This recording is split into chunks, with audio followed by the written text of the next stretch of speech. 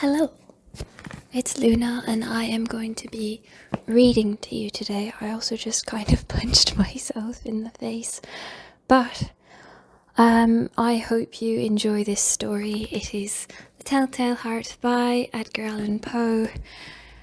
If you need to be lulled to sleep, I suppose that's what this is for. Also, it's focusing on Barry Boy and Seahorse right now. I don't know if it doesn't really need to focus on my face, but alright. Anywho. The Telltale Heart by Edgar Allan Poe. True, nervous, very, very dreadfully nervous I had been and am, but why will you say that I am mad? The disease had sharpened my senses, not destroyed, not dulled them. Above all was the sense of hearing acute. I heard all things in the heaven and in the earth. I heard many things in hell. How then am I mad? Hearken and observe how healthily, how calmly I can tell you the whole story. It is impossible to say how first the idea entered my brain, but once conceived it haunted me day and night. Object there was none. Passion there was none. I loved the old man. He had never wronged me. He had never given me insult. For his gold I had no desire.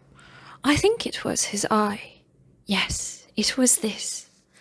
One of his eyes resembled that of a vulture, a pale blue eye with a film over it. Whenever it fell upon me, my blood ran cold, and so by degrees, very gradually, I made up my mind to take the life of the old man and thus rid myself of the eye forever. Now this is the point. You fancy me mad. Madmen know nothing. But you should have seen me. You should have seen how wisely I proceeded, with what caution, with what foresight, with what dissimulation I went to work. I was never kinder to the old man than during the whole week before I killed him. And every night, about midnight, I turned the latch of his door and opened it, oh, so gently. And then, when I had made an opening sufficient for my head, I put in a dark lantern, all closed, so that no light shone out, and then I thrust in my head. Oh, you would have laughed to see how cunningly I thrust it in. I moved it so slowly, very, very slowly, so that I might not disturb the old man's sleep. It took me an hour to place my whole head within the opening so far that I could see him as he lay upon his bed. Would a madman have been so wise as him? Would a madman have been so wise as this? And then, when my head was well in the room, I undid the lantern cautiously. Oh, so cautiously. Cautiously, for the hinges creaked. I undid it, just so much that a single thin ray fell upon the vulture eye. And this I did for 7 long nights, every night just at midnight. But I found the eye always closed, and so it was impossible to do the work. For it was not the old man who vexed me, but his evil eye. And every morning, when the day broke, I went boldly into the chamber, and spoke courageously to him, calling him by name in a hearty tone, and inquiring how he had passed the night. So you see, he would have been a very profound old man, indeed, to suspect that every night, just at 12, I looked upon him while he slept. Upon the 8th night, I was more than usually cautious in opening the door. A watch's minute hand moves more quickly than did mine. Never before that night had I felt the extent of my own powers, of my own sagacity. I could scarcely contain my feelings of triumph.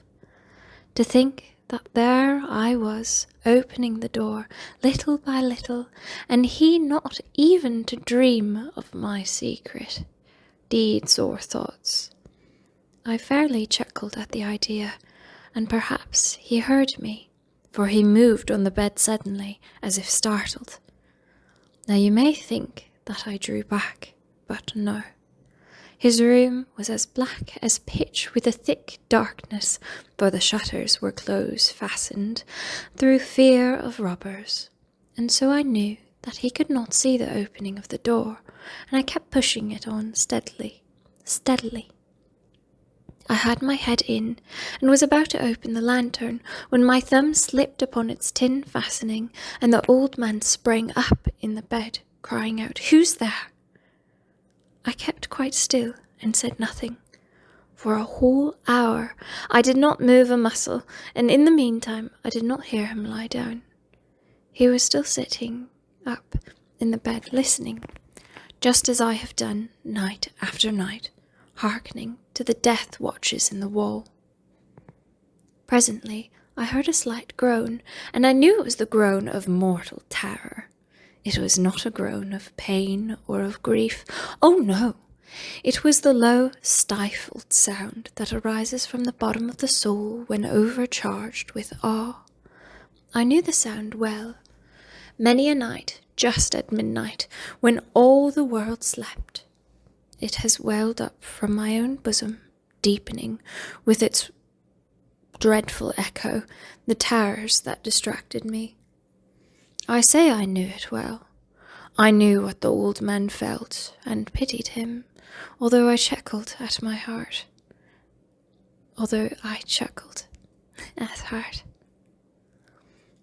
I knew that he had been lying awake ever since the first slight noise, when he had turned in the bed. His fears had been ever since growing upon him. He had been trying to fancy them causeless, but could not. He had been saying to himself, "It is nothing but the wind in the chimney. It is only a mouse crossing the floor, or it is merely a cricket which has made a single chirp."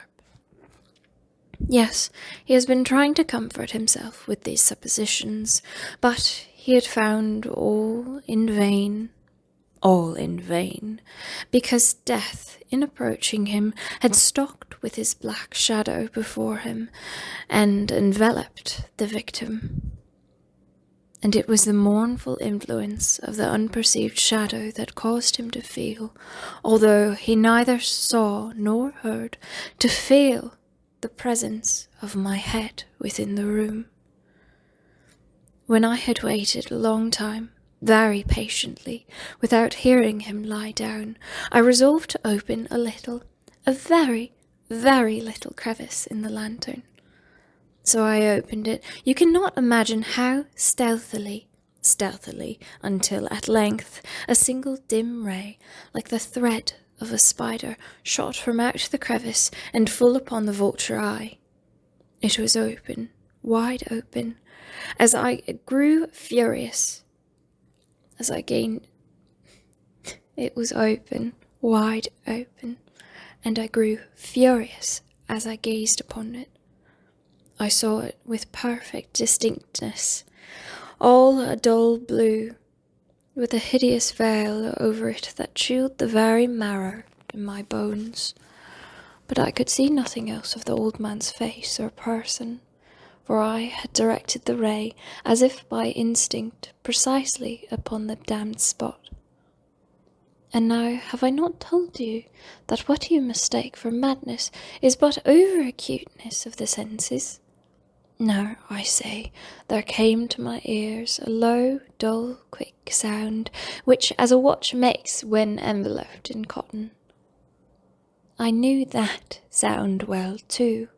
It was the beating of the old man's heart. It increased my fury, as the beating of a drum stimulates the soldier into courage. But even yet I refrained and kept still. I scarcely breathed. I held the lantern motionless. I tried how steadily I could maintain the ray upon the eye. Meantime, the hellish tattoo of the heart increased. It grew quicker and quicker, and louder every instant. The old man's terror must have been extreme. It grew louder, I say, louder every moment. Do you mark me well? I have told you that I am nervous. So I am. And now, at the dead hour of the night, amid the dreadful silence of that old house, so strange a noise as this excited me to uncontrollable terror. Yet, for some minutes longer I refrained and stood still. But the beating grew louder, louder. I thought the heart must burst. And now a new anxiety seized me. The sound would be heard by a neighbour.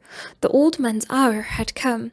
With a loud yell I threw open the lantern and leaped into the room. He shrieked once only. In an instant I dragged him to the floor and pulled the heavy bed over him. I then smiled gaily to find the deed so far done. But for many minutes the heart beat on with a muffled sound. This, however, did not vex me. It would not be heard through the wall. At length it ceased. The old man was dead. I removed the bed and examined the corpse.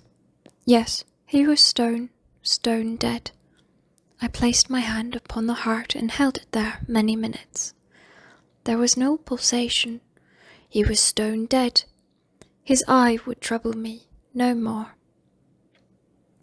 If you still think me mad, you will think so no longer when I describe the wise precautions I took for the concealment of the body. The night waned, and I worked hastily, but in silence. First of all, I dismembered the corpse. I cut off the head, and the arms, and the legs.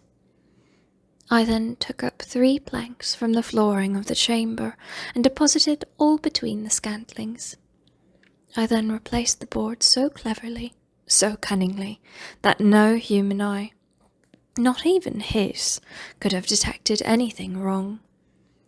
There was nothing to wash out, no stain of any kind, no blood spot whatsoever. I had been too wary for that. A tub had caught all. When I had made an end of these labours, it was 4 o'clock, still dark as midnight. As the bell sounded the hour, there came a knocking at the street door. I went down to open it with a light heart, for what had I now to fear? There entered 3 men who introduced themselves with perfect suavity as officers of the police. A shriek had been heard by a neighbour during the night. Suspicion of foul play had been aroused. Information had been lodged at the police office, and they, the officers, had been deputed to search the premises. I smiled, for what had I to fear? I bade the gentleman welcome. The shriek, I said, was my own in a dream. The old man, I mentioned, was absent in the country. I took my visitors all over the house. I bade them search well. I led them at length to his chamber. I showed them his treasures, secure, undisturbed. In the enthusiasm of my confidence, I brought chairs into the room, and desired them here to rest for their fatigues, while I myself, in the wild audacity of my perfect triumph, placed my own seat upon the very spot beneath which reposed the corpse of the victim. The officers were satisfied. My manner had convinced them. I was singularly at ease. They sat, and while I answered cheerily, they chatted familiar things. But, ere long, I felt myself getting pale and wished them gone. My head ached, and I'd fancied a ringing in my ears. But still they sat and still chatted. The ringing became more distinct. It continued and became more distinct. I talked more freely to get rid of the feelings, but it continued and gained definitiveness until, at length, I found that the noise was not within my ears. I doubt I now grew very pale, but I talked more fluently and with a heightened voice, yet the sound increased, and what could I do? It was a low, dull, quick sound, much such a sound as a watch makes when enveloped in cotton. I gasped for breath, and yet the officers heard it not. I talked more quickly, more vehemently, but the noise steadily increased.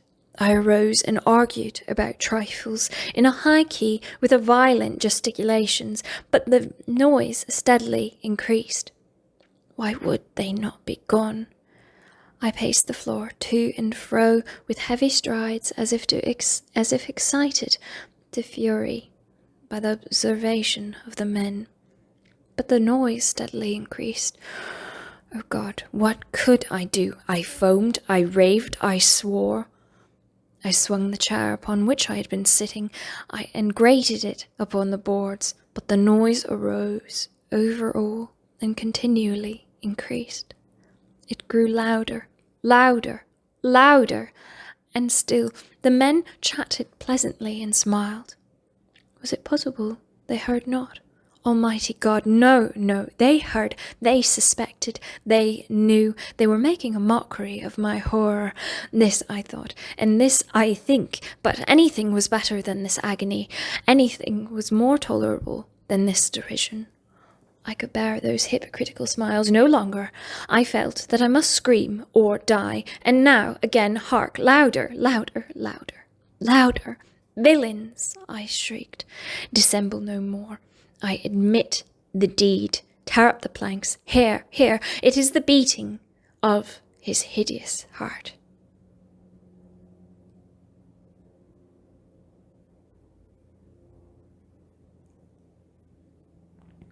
The end.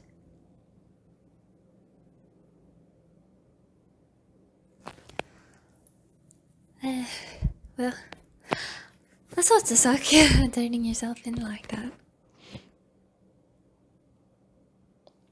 Thank you for listening. I hope you have a lovely day. Was this recording? It was recording. Sometimes I'm like, oh, what if it just wasn't recording at all? That would be horrible. There are a lot of stories in here. What if I just read the entire thing? How many pages is this, actually? Oh gosh, 850? No. 1020. Alright, good night, farewell, so long. Be well, take care. Until next week, what shall we do? Oh, the ticking of the clock. The death of a watch. Please focus. Please focus.